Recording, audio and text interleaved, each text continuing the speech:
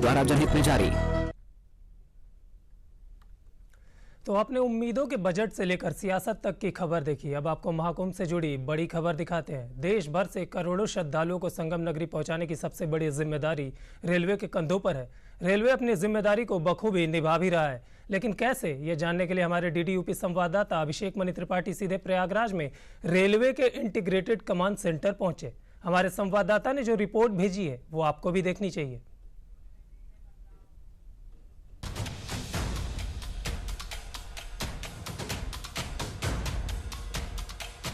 प्रयागराज के दिव्य और भव्य महाकुंभ में अब तक 20 करोड़ से ज्यादा श्रद्धालु आस्था की डुबकी लगा चुके हैं।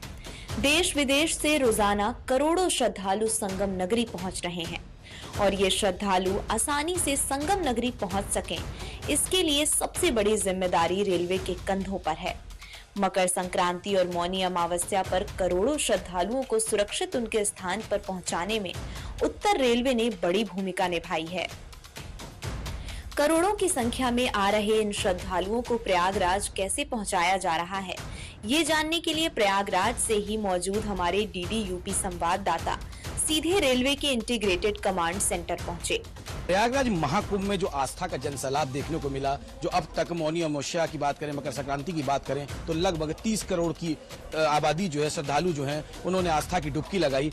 अब तक मैंने डीडी न्यूज की टीम में आपने ये भी देखा था कि किस तरह से इनकी सुरक्षा की जा रही है। अब हम आपको वो दिखाना चाहते हैं कि आखिर ये श्रद्धालु जो देश प्रदेश से आ रहे हैं वो आखिर प्रयागराज कैसे पहुंचते हैं। हम इस समय रेलवे के इंटीग्रेटेड कंट्रोल रूम में खड़े हैं, ICCC में। हम आपको अंदर लेकर के दिखाते हैं कि किस तरह से युद्ध स्तर पे काम हो रहा है, किस तरह जो है लगातार जो है यहाँ के ऑफिसर्स जो हैं, यहाँ के कर्मचारी जो हैं वो काम कर रहे हैं और लगातार जो है सब पे नजर बनाई गई है। क्योंकि लाखों की तादाद में, करोड़ों की तादाद में श्रद्धालुओं का आना जाना हो रहा है, लगातार ट्रेन निकल रही है। हम बात करने की भी कोशिश करेंगे, यहाँ के आला अधिकारी हैं उनसे भी बात करेंगे। तो आप पहले सबसे पहले कंट्रोल रूम आपको दिखाना चाहते हैं कि किस तरह से चप्पे चप्पे पे जो नजर बनाई गई है, चाहे वो वाराणसी की बात हो, चाहे अयोध्या की बात हो, चाहे फाफामऊ की बात हो, तो पूरा जो उत्तर रेलवे मंडल है, मंडल को पूरी तरह से जो है एक कैमरे में कैद करके वहां की जो गतिविधियां हैं उनको देखा जा रहा है और लगातार युद्ध स्तर पे शुरुआत से ही काम हो रहा है। और लगभग 30 करोड़ की जनता जो है अब तक जो है आस्था की डुबकी भी लगा चुकी है। लेकिन ये मुमकिन हुआ है कहीं ना कहीं रेलवे प्रशासन की इसमें बहुत बड़ी जिम्मेदारी है।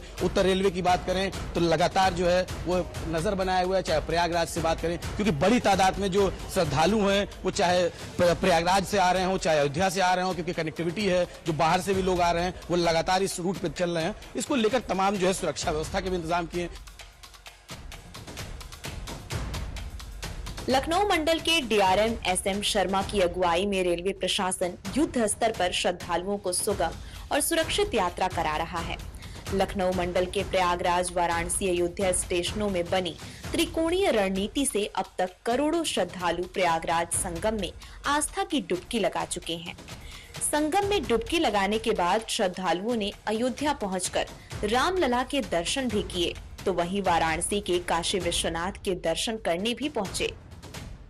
महाकुंभ में प्रयाग जंक्शन में बने इंटीग्रेटेड कंट्रोल रूम में आखिर कैसे काम चल रहा है, इसकी जानकारी खुद DRM SM शर्मा ने डीडी यूपी को दी।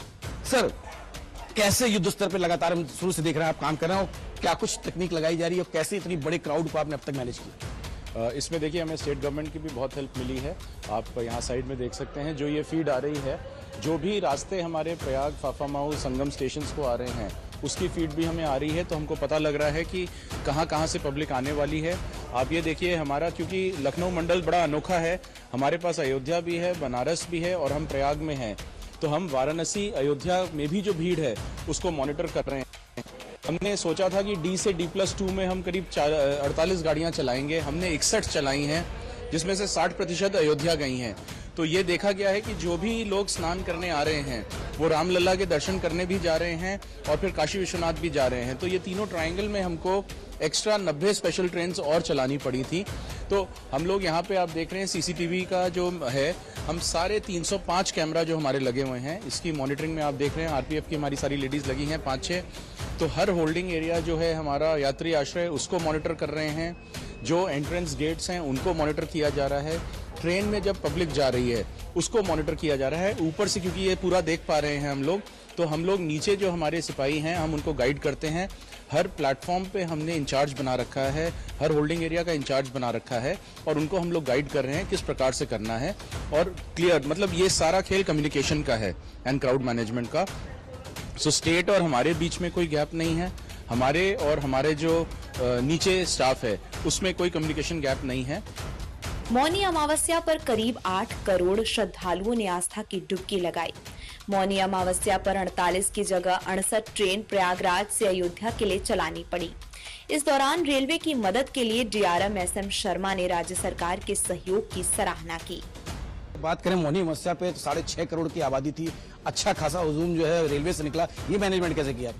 उसमें स्टेट गवर्नमेंट से बहुत अच्छा इंटरेक्शन रहा। यहाँ पे नगर आयुक्त थे, उनकी ड्यूटी लगी हुई थी, यहाँ पे जीआरपी के भी अधिकारी थे, तो उनसे कोऑर्डिनेशन करके जो भी स्टेट से हेल्प चाहिए थी। एक दो बार ऐसा हुआ जब इतनी भीड़ हो गई कि हम अगर 15-20 हज़ार 20-25 मिनट में निकाल रहे हैं, उससे ज़्यादा इन्फ्लक्स था, तो थोड़ा उन्होंने कोऑपरेट किया और यूनिवर्सिटी ग्राउंड में थोड़ी देर के लिए रोका गया, फिर पब्लिक का इनफ्लो हुआ, तो वो उस तरीके से बहुत अच्छा तालमेल रहा, हमारे सारे डिपार्टमेंट्स का तालमेल रहा और मुझे बहुत खुशी है हमारे सारे स्टाफ ने 12-12 घंटे काम किया है, पूरी श्रद्धा के साथ काम किया है। ये बहुत ही अच्छा रहा लखनऊ मंडल के लिए। रेलवे ने मौनी अमावस्या और मकर संक्रांति पर अपनी जिम्मेदारियों को बखूबी निभाया है। अब बसंत पंचमी पर भी रेलवे के सामने एक बड़ी चुनौती है। 29 जनवरी मौनी अमावस्या को हुई अचानक भीड़ को ध्यान में रखकर बसंत पंचमी स्नान के लिए कंट्रोल रूम को और अपग्रेड किया जा रहा है। बसंत पंचमी आने वाला है, मौनी अमावस्या मकर संक्रांति बहुत अच्छे ढंग से निपट गया, बसंत पंचमी के लिए क्या तैयारी है? जो भी अभी 2 स्नान हुए उसमें जो भी लर्निंग्स हैं, नॉट ओनली कि जो हम क्या इंप्रूव कर सकते हैं, अभी हमारे सारे अधिकारी लगे हुए हैं कि अनाउंसमेंट सिस्टम हर जगह पहुंचे, कैमरे की फीड हर जगह हो, तो वो अभी हम लोग अपना जो इंफ्रास्ट्रक्चर है उसको भी सॉर्ट कर रहे हैं। तो अभी हमारे को 2 दिन का मार्जिन मिला है आज और कल, तो हम लोग ये भी पूरा कर लेंगे। अभी कितने ऑपरेटिंग प्रयागराज में स्टेशन हैं? हमारे यहाँ अगर आप नॉर्दर्न की बात करें, प्रयागराज संगम है, प्रयाग जंक्शन जहाँ हम खड़े हैं, और फाफामाऊ।